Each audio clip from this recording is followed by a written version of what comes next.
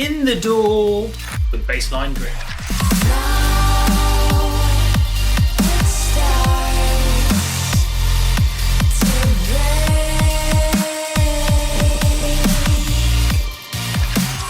Podcast Behind the Door. Check it out. Ooh, and sample pack as well. Link below, full of useful things and stuff. But this is In the Door. So let's go in the door. Ooh, and also send us an email. If you have any suggestions for artists, if you like, songs, things you want on the show, send us an email or comment finishing with a clap. Totally hijacking Wyatt's normal question. So What piano is that in the intro?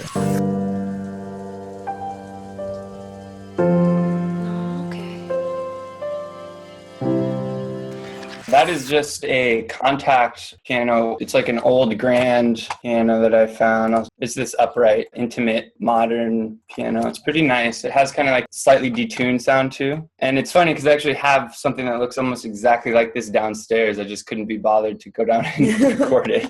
Question, is that rain Foley in the background? In some ways I don't.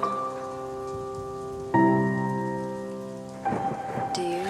Yeah, so my favorite band, Annuals, they do a lot of field recording. They call it the special sauce. Peppering that in. That's from Gravitas, Sample Pack Noverture Volume 1. Yeah, it's just like leaves rustling and rain and thunder. So it's like 3 different samples. Do you tend to bounce down to stems with effects on, or do you tend to bounce down the dry versions and then add effects afterwards? I'll bounce it down whatever it needs to continue to be the sound that I like. But, obviously like sidechain, take off, even sometimes with reverbs. In this particular case, I got really stuck in an old project. I was like, that's it. This song is either never going to live or we got to like burn it and let the phoenix rise from the ashes. If there was a sound that I liked, I would leave whatever isn't destroying the dynamic, whatever I wanted to take off so I could modify later, but whatever gave it the character, I would leave on. If you can't move forward on something, just totally trash that project file and move everything into a new one and start over, which I think Mr. Bill does that often and has kind of preached that to some extent. I guess I would consider it like feng shui, or in India they call it vastu. So it's like you have your house, which is this project file, and over the course of a year of working on a track, it gets really gross and dirty inside and cluttered. And so sometimes the best thing, especially if you've reached a block or a wall, is to just start fresh, move into a new place, just bring over what you want, what is the most important, get rid of what you don't want, and then you have fresh eyes, fresh ears, and a new slate. Did you tend to do most of your instruments in MIDI, or do you tend to record most of them in, or does it vary? It really depends. The piano is generally MIDI, with the exception of just the last album that we put out. I have some of my actual piano downstairs, but then there's so much live recording. I'll play lots of different instruments, electric guitar and acoustic guitar. I'll get saxophone players to come in, violin. Like we do a lot in MIDI, we do a lot in samples, and then we record a lot of stuff ourselves to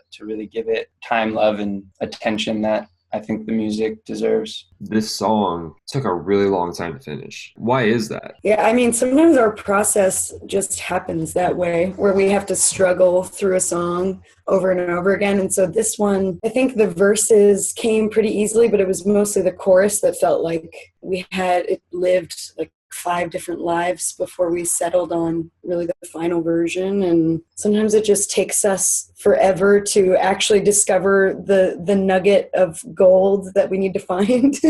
So I kept feeling like it wasn't finished. Like Kaylee said, we had to just kind of scrap it and keep all the parts that felt good to us, and then go in and inject kind of fresh inspiration for the newer parts that didn't feel right yet. If you do say have lots of different versions of a track, especially ones that have taken maybe 6 months or a year or so to make, do you ever find yourself almost getting stuck with the older version, so you almost become too attached to one riff? And then if so, how do you sort of get fresh perspective and fresh ears again? I'll even get used to a version that's a little pitchy, that I like. The first time I hear it, I'm like, oh, that sounds terrible. Later, I'm just so accustomed to it that I have a hard time letting go. We just have to force ourselves to just scrap it and trash it. Yeah, basically. I think we know when it's not right yet. Yeah. Even if there's parts that we like, it's like a curing process. which is actually kind of an issue because a lot of, there's a lot of different perspectives on how to finish more music faster, right? And flow state and whatnot. However, what I've noticed with our music is that it's seriously wine. Like, we have to let it sit. Most of the time, there's totally exceptions, but most of the time it needs to sit. When we play the songs live, we learn what's in the song. And then we usually actually play unreleased stuff, and we play it in all of its weird formats and not well mixed or mastered, because it teaches us how to play it. It teaches us what's inside, and then we can develop that later. We do get a little like messed up in the head sometimes, and we'll even like sing other parts of the song that doesn't exist anymore. It becomes this weird amalgamation in our head, but I think that makes it living, makes it a piece that's alive, not just a track. What is the toy piano sound? I love the toy piano sound. Funny story, but that, like, when we first started writing music together, that was like a signature thing. We would have syncs, megaphone vocals, and the toy piano sound. Sample Toys, maybe? I forget the name of it. Was like a free toy piano sound.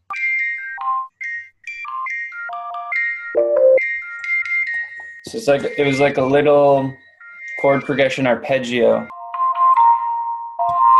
So reversing it, pitching it down, 12 semitones, pitching it up, 12 semitones, chopping it up. You can see these are all like little chunks that I edited out to just give it some sparkle, special sauce. Can we dive into the chorus solo out each of those layers to see kind of how it all fits together? What you hear in the final track is a bounced version, so I'll show that first. Now it starts to break.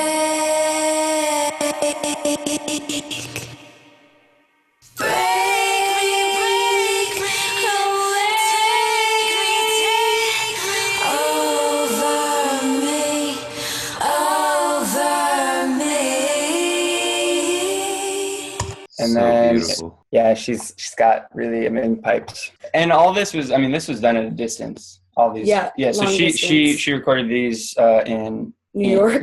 So let's see what we got here. Now it starts. Oh, I see. Okay, so even this has some harmonies in it. So this is a relic of bouncing from another project. So we'll hop over there in a second. But I'll just walk through this. This is another double of just the main melody.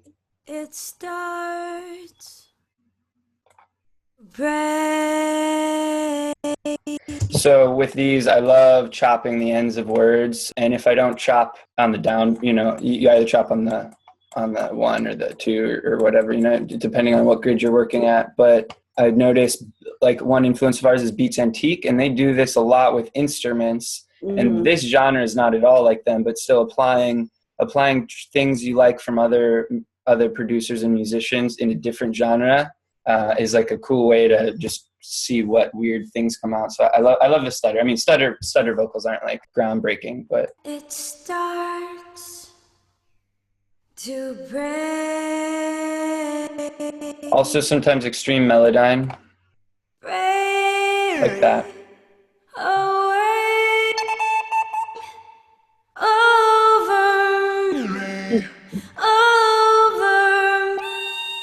Is that the format shifting? Is that what's going on there? Yeah, I believe so. In this, like, I'll go ahead and stretch it way out. Then also I'll just use the Ableton's. A lot of the time I'll just use Ableton's complex mode and pitch it up, and because then you just have like you're seeing it, and with Melodyne you have to bounce everything out to audio after or flatten it or whatever, and that's frustrating. You can't do any like arrangement shifts. I use Melodyne usually when I want to mask it and when I want it to be like this sort of the electronic vocal that's like you can tell that it's like almost too perfect. Yeah. There's a harmony double here.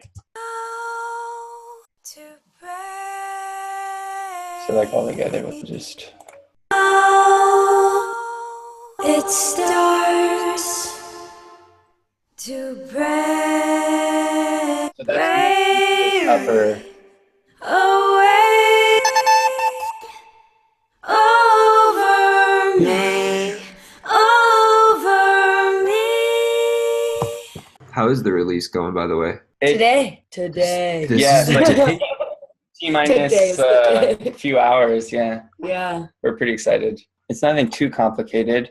Really just, using Waves plugins, a couple compressors, but with different settings. I definitely play with their presets, and I just kind of more gently compress it and then compress that a little bit and just keep raising it up. And then the CLA Chris Lord Algae, I guess is how you say it. But this thing is great. You have Waves to just, there's like a start me up dry, and it just, you can lower the sub frequencies, you can give it some high end, you can compress it, add reverb, add a delay, and even widen it. And their presets are awesome. So these compressors are going, lowering some of the sub and adding some more high end. And then it was really challenging to get it to sit in the drop, because the drop is big, and I think that's always a struggle, is trying to make the vocals sit properly. And you help give me perspective on that, because as like producer brain, I think I can bury things, and you help me make sure that it's everything. I'm like, no. But in a good way, in a really positive way. It just gives me that perspective.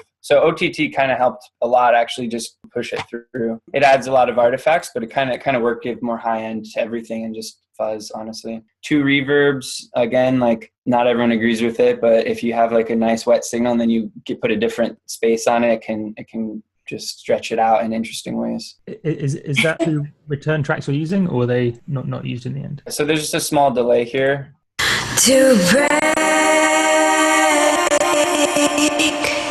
That's the other thing, right? Is it starts to make it really difficult to work when your computer's like that. So stemming it out is another awesome way to not have that, because that nothing destroys workflow like. Yeah. I got a cool little tip for you really quick. Yes. Let's learn. Have you ever seen the app called Clean My Mac 3? No. Oh, I have, actually. Have you used it? I don't know if I've used it. Yeah, not I'm yet. gonna take notes. It's really awesome. So I do obviously a lot of video editing for the channel, and it's really cool. It's very smart. It's very intelligent. It goes through, sees what's on your Mac, if it's a duplicate or if it's just junk and needs to be removed, if it's cookies from a website, blah, blah, blah. But the function that really, really, really like blew my mind, right, is that you can click on it and you can see how much of your RAM is being used. Do you know how much RAM you have? This says 8 gigabytes. Okay, so you have 8 gigabytes. So it'll show you when it gets to the end of your RAM, that's when you'll start having these kind of issues. So what you can do is you can just go and be like, clear my RAM. It'll be like, whoop, but quit everything on your computer that's using your RAM. So it brings it back down. So it's like, oh, here's all this workable space now, because Chrome and whatever else was taking up all your space. Oh, that's so nice. Yeah. Speaking of which, I'll try and quit some programs that are. I think it's like $15. For those watching who don't want to spend $15, that's totally cool. You can just hit, for Mac users, you can hit Command Space and type in Activity Monitor. It can bring everything up. You can just start like quitting things if you want to, and it'll actually quit them. Because sometimes when you quit on Mac, you're not actually quitting on Mac.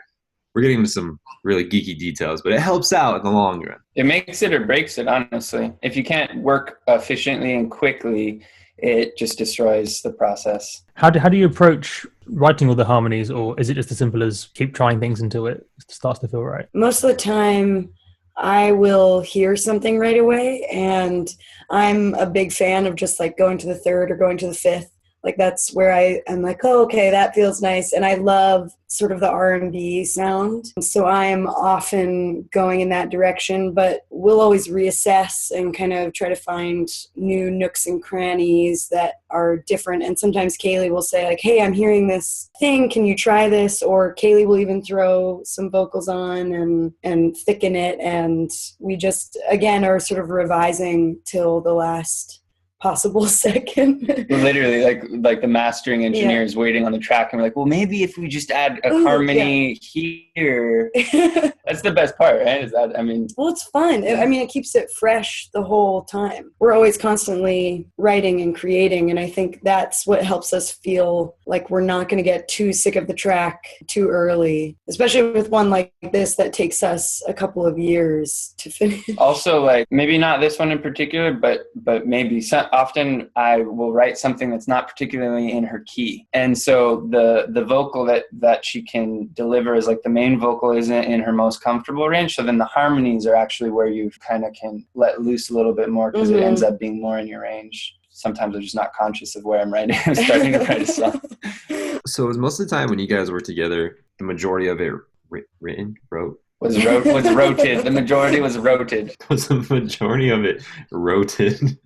with you guys in two different places, like with you in Texas and you in New Jersey? A lot of the songs like Wolves and Lovers, we played a show November 2016, and that actually was the bulk of when we recorded the vocals, at least. I think we had some ideas floating around, but that was like a dedicated studio session that we had together. That I think the majority of the work was done in the same room. And that's really the hard part for us, is that we started long distance, and we were just so excited to have each other to work with because we work really well together. But as soon as we got into the same room, we realized, oh, this is way more efficient and way more fun. Because also, like, when you're by yourself at a computer, you don't have that other person to say, like, well, wait, what if we try this, or what if we try that? And so you're not collaborating as much, and you're not discovering as much. Yeah, there's so many times where it's like I'll hum something, you'd be like, ooh. But like I was just plugging my guitar in or something and humming. It wasn't like intentional. It was just like an accident. And that doesn't happen when we're not in the same room. So I think now we try to attack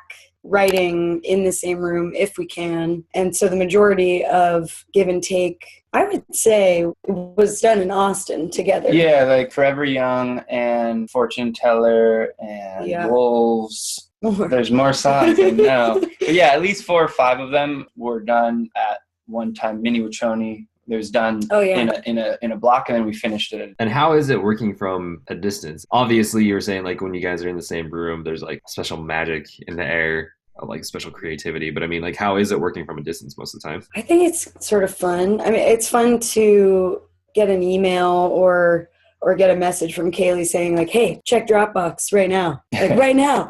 And then, so you get to discover stuff. And I think Kaylee brings a lot of the world vibes. And so he'll often send me instrumentals or demos with that going on. And then I'm always sending him like jazzy, upright bass kind of track. There's nothing more fun than sending an instrumental and then getting her vocals back. And then so she always, at this point, it's gotten pretty standardized where there'll be like a main vocal and then a double and then a harmony and then a harmony double. So I'll get like 4 tracks usually in our Dropbox, and we have a shared Dropbox folder on both of our computers that sync to our phone as well. So what I can do is I can work on a track, bounce it to the Dropbox, and then we both get it on all of our devices and we can listen, and then she can just put her takes in the same Dropbox folder, and then I can just drop those into the track. So we've gotten that part down pretty efficiently. There's a surprise factor, so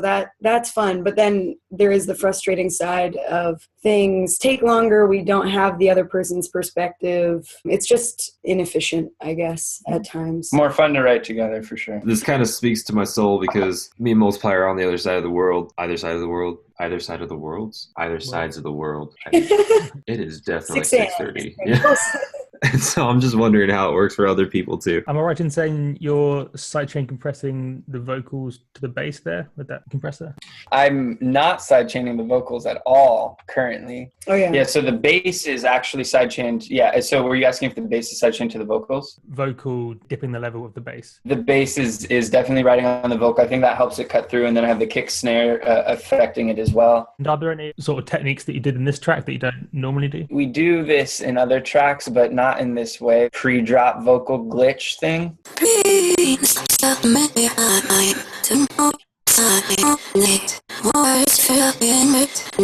Yeah, so I took the first verse vocals and I screwed them up really bad somehow. I don't know what I did. I might have stretched them, I believe. And then I sliced it to MIDI and I added an arpeggio. I think it's this rare technique where you take your hand and you just press on as many keys as you can at the same time. It takes many years of study to get it right, but you just kind of go like this on the piano. And then you get these really amazing, get these really amazing neo-soul piano chords. And this is like an augmented 25 or something. But then after that, you get this pretty dope. And then I sampled that out, and then I chopped it even further.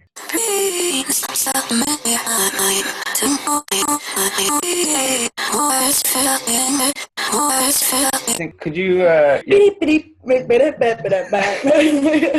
playing with arpeggio on the sliced vocals? For those who don't know how to slice to MIDI, can you show them how you did that really quick? Also, I put the CLA vocals with more parameters on it, and then this vintage exciter to just make it crispy. Slice to new MIDI track, and then you can choose the amount of slices. And I don't remember what mode I did, but it was probably like 8th note or something. It'll slice. So it slices it. Try and roll this and make it look as real as possible. Oh, can you not even see my rainbow wheel of death? I can't even see. That's amazing. That would have been really funny. So after it's sliced to MIDI, you do the technique I was mentioning, and then you throw this arpeggio on it, right? And you can play with groove and stuff too. Get some really interesting things happening. But you got, this gets some really cool. You get some really like stutter stuff that's fun to mess with. I'd love to learn about your bass sound design, and I believe it was the second round.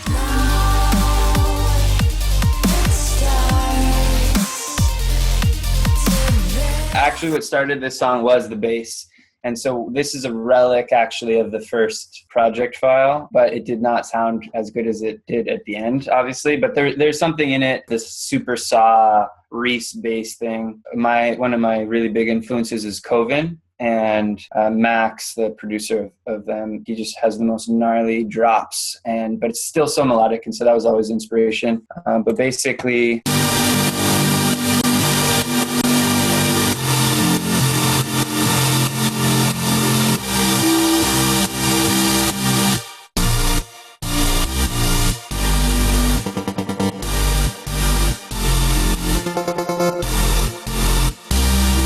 there's a couple of things going on with this that I think make it kind of special. One is this is a super, almost in any song of ours that has a big drop, like this sample will be in there. It's really weird, but this is what it sounds like alone. Distortion and some EQing on it and reverb. So this is interesting. It's a amazing resource, freesound.org. No, I think I got it. It should be C2. There you go.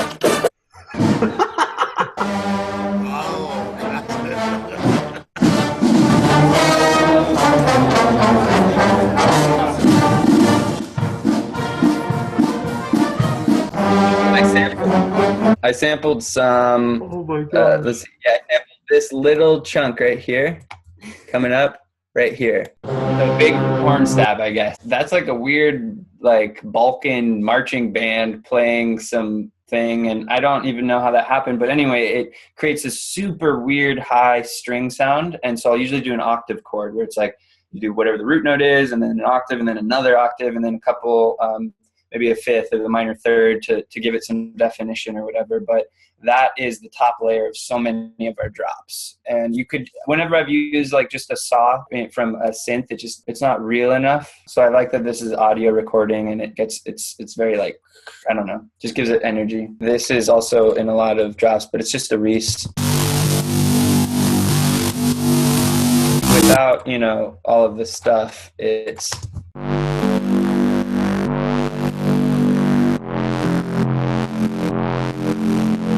just a good old massive resound. It's more like interesting wavetables happening in the second oscillator. Nothing too crazy. Really, a lot of the sound shapings coming from the wow filter. Adjusted from there, but that's really giving it the movement and kind of distorting it and bringing out some of the grit. I've never seen the wow filter before. This is amazing. Sugar bites.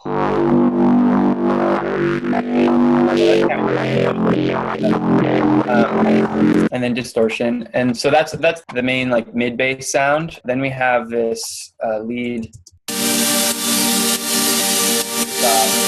mixed together.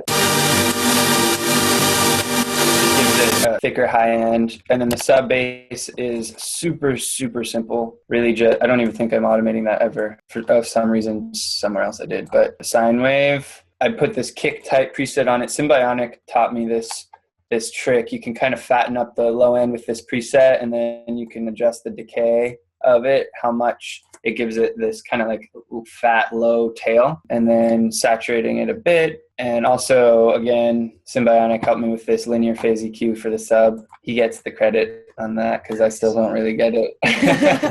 And then side change. Again, bounced everything out, right? And I threw it in here. And a couple cool things happen as a result of that. All the mid and higher super saw stuff is in a group. I'm way compressing it too much there and there, and side chaining it there. So I have a high end. That's really honestly what gives energy is high frequency. Like if you listen to the biggest kind of melodic dubstep or cinematic dubstep stuff, like it's this high end frequency that's gonna just be like at least in contrast to the low end, I should say, because if there's no bass, then it doesn't do it. But and then the mid is still there. And the other artifact of bouncing it out is all this really cool, you can do, just transpose it, put it on complex. You can get these really nice, like not normal sounding pitch.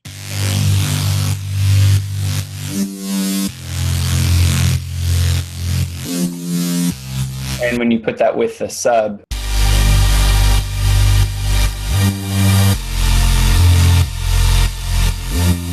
gives it a nice, just more weird, kind of not clean, not just a synth sound. And is that the sub sliding from one note to the other? There's probably a little glide on it, very little bit. Let's listen to just sub for a sec.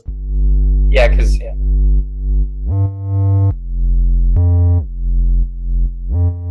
You woke up and everyone forgot that it was a thing, and you're like, dude, let's re-release it. Is there anything that you'd want to change before you re-release it? I never want to look like this is probably the last drop of energy I have to look at these projects. No, I think for me it would be to just play it with a live band all the way through and not even worry about the electronic part. Like let's just get some cellos and some violins and really distorted electric guitar and just play it live. Yeah, I think that we just are so tired of it that we probably wouldn't change anything. Maybe like it would be fun if I was really gonna, if like, let's say I wanted to keep the drop and we're gonna re-record it, I would go to a studio with a Steinway piano and like you would be there in front of the piano and we would play the song on piano all the way through, and that way there would be a continuity in energy of vocals and a piano that would give it a little bit more of a realistic mood, I guess. To me, it does sound electronic, which is fine for, especially for the genre we're in. It's sort of a Frankenstein song and sounds that way. What did you find most difficult when making this track, apart from I suppose it taking a year or so to make? The chorus felt the most difficult. Like finding a catchy hook took forever, and we had so many iterations that just felt it just made it hard to hear the music anymore. So I think the chorus, figuring out the mood of the chorus, figuring out the melody, figuring out the harmonies. And we have sort of these overlapping like sub melody, harmony, action going on. And so that felt really difficult. And I feel like sometimes I still can't even hear like anything else. I couldn't reinterpret that again because we did it so many times. Yeah. I think for me, it's not one thing in particular, but it's this, when you get to a point where you don't know how to get the track to be done. So the most difficult thing, like I struggled with the drop, I struggled with the piano sound, I struggled with the drums. There's things like that needed, but really it was this mysterious unknown of like, we sent this to, we thought it was done 3 times, sent it to so many labels and it got rejected. And okay, something's not right. What is it? And so figuring out what that was the most challenging part. And that turned out to be get it into a new project file and start over. Realizing that was what was going on took a long time. Do you want our feedback on your song? Oh, absolutely. Yeah. Lay it on us. This was so deliciously dark. Guys, I'm a dark person. Not like a dark person, but I'm a dark person. This was such a beautifully dark song. It's the kind of song that's like you crave to listen to at night when it's raining and you're driving through a canyon. Doesn't have to be a canyon, but it has to. Yeah, we imagine a canyon too. So as far as like my feedback on the song, it was so beautifully well done. As far as like elements or things that I would have changed, I wouldn't change anything. It is such a good song. The only thing like this has nothing to do with this song. It's just totally like something to think about. Is that I love your voice, Sync. Like it is. Yeah. And so honestly, like your voice in these productions, like so good. And so what I would love to see is an entire song made from your vocals, but still incorporating all of the traditional elements. So Kaylee, you making a kick drum, a snare, a synth, a pad, you know, anything, a hi-hat, whatever you want, you know, a tuba, I don't care. You make something, everything from her voice though. But, you know, when you were showing us the little like vocal chops and stuff like that, just from something like that, I'm like, dude, there's so much potential with your voice. I feel like there could be so much. Oh, thank you so much. That's such a good idea. Yeah, that actually helps us that. with, we've been trying to figure out what our next direction is. So that gives us some juicy, creative ideas. Thank you. Like Wyatt said, there's nothing really I can really suggest on the songwriting side. But on the technical side, I noticed one super minor thing that probably wouldn't make a difference, but it's worth pointing out anyway.